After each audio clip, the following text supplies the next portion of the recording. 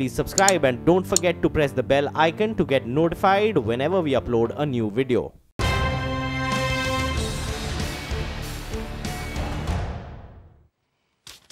Okay, somewhere in all the political noises going on and reverberating around the world in this Wednesday, we've got markets that just opened right now at the top of the hour, namely Tokyo and Seoul. How are we doing? We're edging up. I mean, the quantum of gains is slowing a little bit as we proceed and get more consolidated in record territory in these more than two-decade highs, but the Nikkei up 26.5. The ASX just north of that is up a little bit fractionally. Kospi is actually going down, downtrending ever so slightly today. So we'll revisit this. Let's home in on Japan, starting with the yen, which should be at 112 and a small change against the U.S. dollar. And there we have it.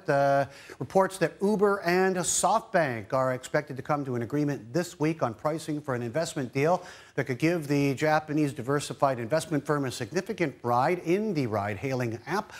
Shares in SoftBank right now up 20 yen.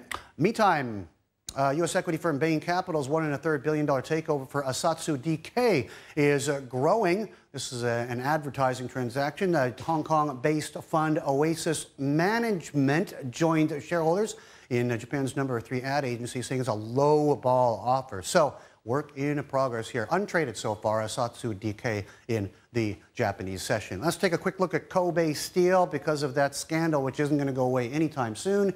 Pull it up, going once, twice, thrice, and we're down another 1 2/3%.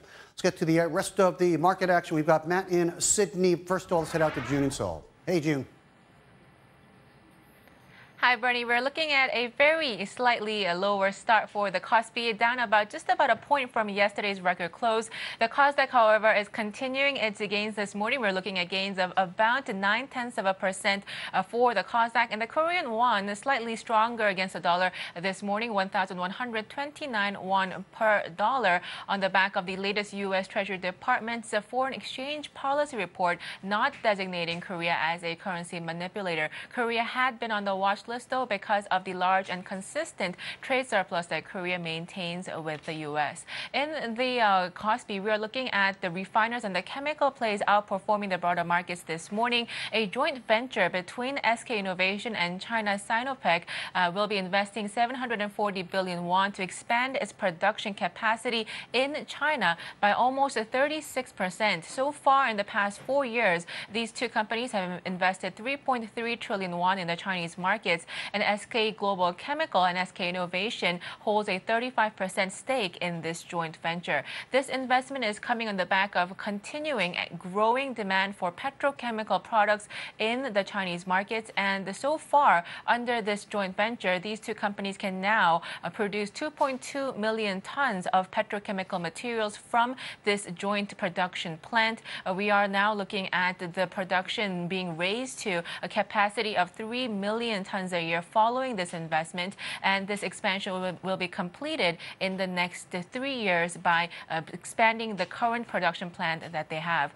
In the next 3 years following this investment, they will have a self-sufficiency ratio of petrochemical products in China by 60%. So that is a story that is pushing the refiners and the chemical plays higher this morning. And also, Samsung Electronics continuing their gains at record levels for this stock, just about a few hours ahead of the Samsung Developer Conference scheduled to happen in San Francisco, where we'll be getting more updates on Samsung Electronics' new growth engines. That was a check on the Korean markets at the open. Matt, over to you. June, thanks very much. An hour into the trading session, the Australian market is looking pretty flat. We've got the ASX 200 modestly higher, so it is still fresh, more than 5-month highs for the Australian index, but we're only up modestly, 58.91 on the ASX 200. The All Ords going the other way, 59.57, Aussie dollar 78.50. Take a look at Lend-Lease shares. We're watching a couple of profit warnings hitting the market today. One of those is Lend-Lease, coming out, in fact, after the market closed yesterday. It announced that it would be selling off 25% of its retirement living business, but also said that its fiscal 18 result will be impacted by an underperformance at its Australian construction business. First half EBIT contribution from the Australian construction unit to be lower than the previous corresponding period, and that's sending the stock down now by almost 10% in the first hour of the trading session. We're also watching specialty fashion as well. A tough Q1 has seen it lower its expectations for its first half and full year EBITDA as well. The stock sinking on that profit warning. It says it sees first half EBITDA in the range of 14 to 17 million. This is against 30.4 million reported this time 1 year ago. We're watching the resource stocks today, in particular both Rio Tinto and BHP. Rio Tinto, two former executives and the company as a whole, including the former CEO Tom Albanese and CFO Guy Elliott, facing allegations of fraud by the US Securities and Exchange Commission. The SEC alleges that those two former executives inflated the value of coal assets acquired for $3.7 billion, only to have them sold off for only $50 million some years later. The charges allege that the two executives failed to follow accounting standards and company policies. Rio Tinto says it will be vigorously defending those allegations. And BHP out with quarterly production numbers as well. It's revealed that Q1 iron ore output down by 3% to 56 million tonnes, but it is still on track to meet its full year guidance. And Bernie, we're going to be chatting to a guest about those two miners in about 30 minutes' time. Back to you. Excellent. Looking forward to it. I'll be joining you with that as well, Matt. In Beijing, President Xi Jinping set to address the nation in just a little less than an hour as the 19th Communist Party Congress opens for business. More than half of the party's top leadership expected to be replaced as Mr. Xi, or Xi Daddy, tightens his grip on power. Let's get back to Martin in Beijing. Marty, judging by the age of many of the people on these, on the pyramid scheme there, they're going to have to go with younger people, I mean, just by default, right? Because so many of them are going to be octogenarians and even north of that. Well, Bernie, that remains to be seen. One of the things we're going to be watching here, and by the way, I'm standing just in front of the Great Hall of the People behind me. This is where it's all going to be happening, and where President Xi is going to be speaking in less than an hour's time. And we will be taking that speech live in its entirety. There will be translation, so listen out for that. But yes, this age limit here, it is going to be a bit of an issue. One of the things to watch is right at the top, at the apex of that pyramid, which you talked about, the power structure of the Chinese Communist Party, is whether a gentleman named Wang Qishan is going to remain in the Politburo Standing Committee, one of only 7 people. Half the 7 are going to be replaced, so is he going to be part of the new 7, as it were? And this man is important because he is 69. By sort of common agreement and consensus, although it's not formal or legalized, 68 is when usually these people will gracefully bow out and exit. But if an exception is made this time, and Wang Qishan, who is 69, if he stays on in the Politburo Standing Committee, that's going to be pretty important. And why? Because Wang Qishan is effectively the second most powerful man in China after President Xi. And why? Because he is, and has been, President Xi's hatchet man, the man in charge of the crackdown on corruption over the past 5 years of Xi's first term, which has led to and allowed President Xi's consolidation of power. Now, the exercise happening behind me today, starting today, is going to be a more formal process of consolidating that power even further. You mentioned, Bernie, that more than half of the top leadership of the party is going to be changed. And part of the exercise is going to be seeing whether it's going to be stacked instead, the new people, whether it's going to be stacked with Xi's people. If so, that's going to be one key sign that his power has consolidated even further. Bernie? Okay, Marty, let's talk to Corrine Hearn, partner at East Capital, who joins us on the show on this Wednesday. Morning, Corrine. Good morning. This is it's a political event, right? I mean, it's as far as you're concerned, you're not looking to press any buttons as this Congress goes on, are you? No, we're not pressing any buttons in general anyway. We're long-term investors. But this is very interesting and a very important event. You know, last year everyone was, of course, watching the U.S. elections. And this year, this 19th Congress maybe doesn't feel as exciting and as, there's not much suspense about it. But actually, I think it is really important. It happens every 5th year. And as we just heard, we're going to decide, we're going to hear about the decision that has been made regarding who will be the top people leading the country into the next phase of this period. So it's actually very important. Yeah, a lot has been written about, the president backtracking on reforms and not letting the market dictate, everything about China's future.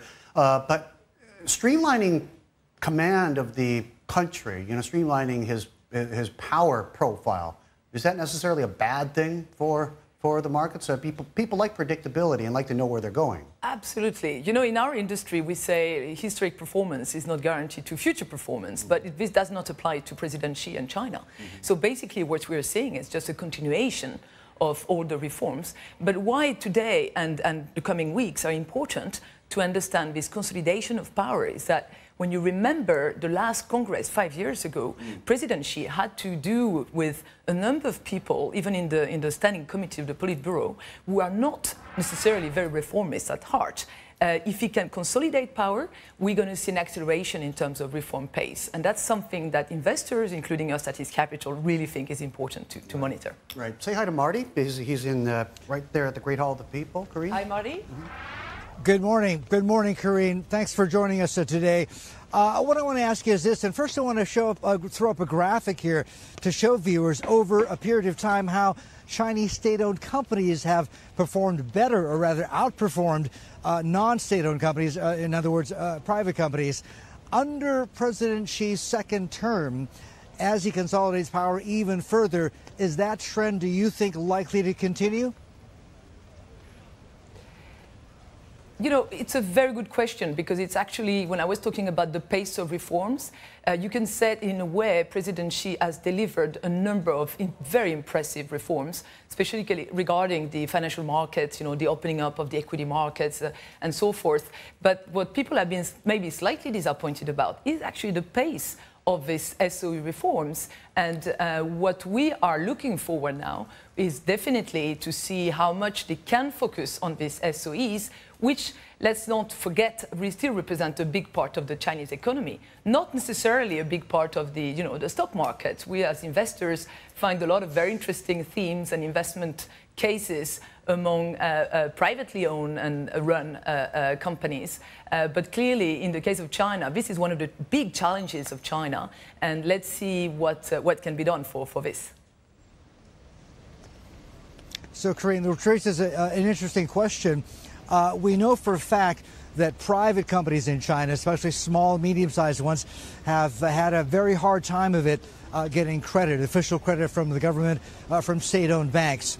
But at a different part of the capital structure, I'm thinking here outside equity markets, private equity, or perhaps venture capital, how does that part of the capital structure look in terms of opportunities for investors like yourselves? Well, this question about the difficulty for private companies to get financing it's been in China for forever. But actually, we would like to say that sometimes it's actually better, because then companies need to be run in a more profitable way, in a more efficient way. Because I used to live in China and in Shanghai, and it was always amazing to see the amount of waste when money is too cheap, waste when money is too easy. So I think a lot of very interesting companies that in China, both privately owned or listed on the stock markets, but run by entrepreneurs, have actually done very well in a situation where cheap money was not easily available. Last week I joined the Alibaba Computing Conference, which I would like to say actually might be even more important than in terms of understanding where China is heading than what we're going to have to hear today. It's really amazing to see how much progress has been made in these parts of the economy where innovation is key, beside these zombie companies and the other state-owned dominated sectors.